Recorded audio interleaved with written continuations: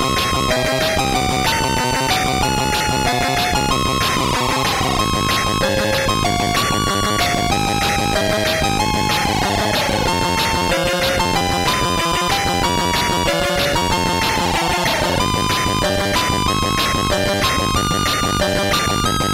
for another game review then, and my next review is going to take us to the later releases on the Mastertronic Plus label, and I'm going to be taking a look at Raster Runner.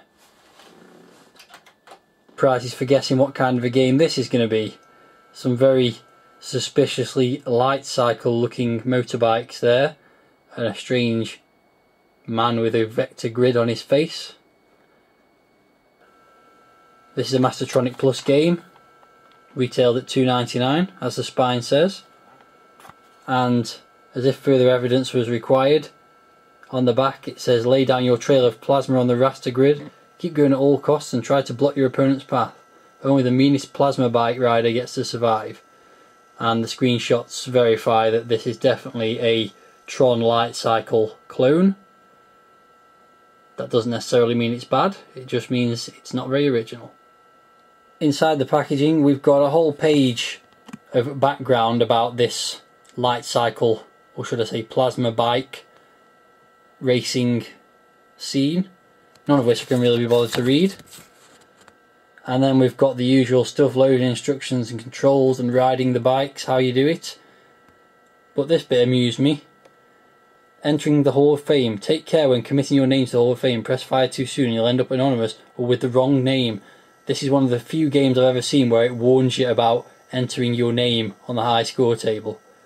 There you go, a bit strange. And then it goes on to tell you a bit more about the Raster Runner arena, which is difficult to say when sober.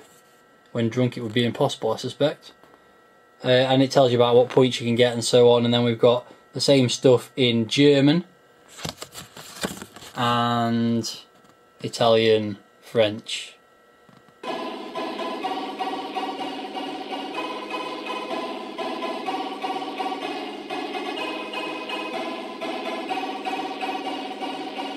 Right, here's the title screen. There was actually a graphical title screen before this with another great SID tune. This is a cool SID tune by SID Busters according to the credits there. It's a nice metallic sheen on everything. And if you press F7 you get the options menu.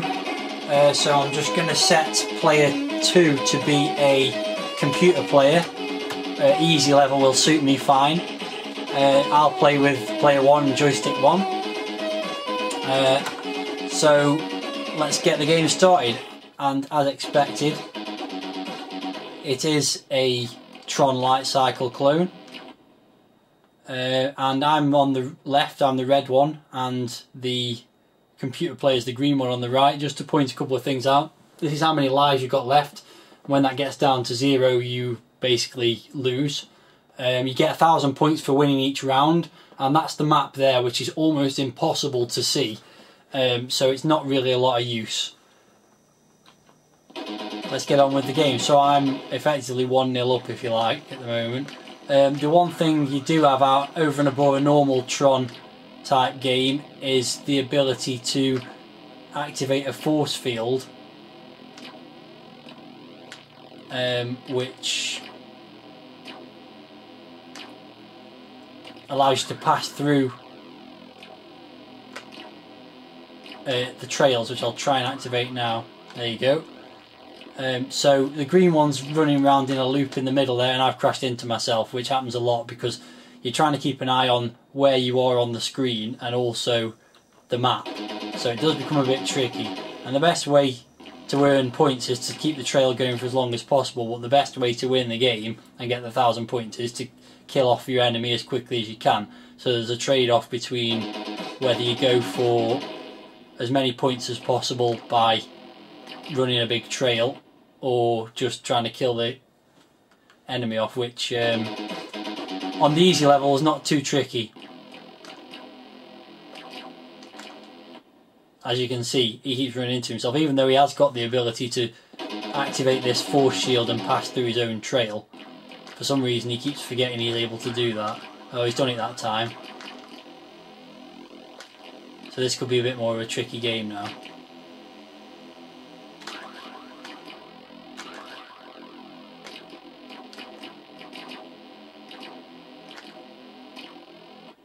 Oh, there you go, got him to crash, that's cool. Got quite a few points there as well. So I imagine this is one of those games that's just better in 2-player mode, because the computer's always too hard on games like this. Ah, I think I died then. Yes, I did.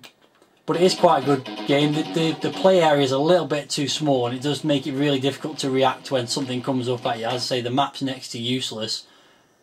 You can kind of figure out when you're getting close to the edge of the screen, which I haven't actually shown yet, so I'll do that on my next go, if I last that long. No, he's crashed into himself again. Computer's a bit dumb at this level. I'll just carry on going straight up and see if I can show the edge of the screen. Oh, there you go. I crashed into it. Yeah, as I say, it comes up on you a bit quick because the play area is a little bit too small for the speed that you're running at. But the graphics are generally pretty cool. The sounds are cool. I love the throbbing sort of noise of the cycles, and the SID tunes are excellent, so no complaints there. This is almost a whitewash here. I'm going to try and earn a few more points this time, which may or may not work, depends how quickly I end up hitting.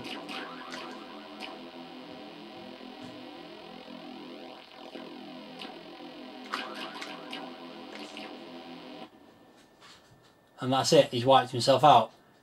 So I've got lots of bonus points there. I assume that's somehow based on how many lives I've got left. So I've got 19,000 points, and that's game over. Not much else to say about it. It's a decent looking game, very polished, playable, much better as a 2-player game I suspect, but well worth the $2.99 asking price. Now I need to be very careful, as you may recall on the high score table. She's got a nice tune with it as well. If I press fire, it enters my name, so I've got to use left and right and up to move from letter to letter and up and down. I've just put my name in there. Press fire, and that pretty much sums it up. Nice little game. Certainly something I'd like to play 2-player against somebody at some point, but a nice polished version of Tron. Nothing too spectacular, but also very nicely put together and enjoyable.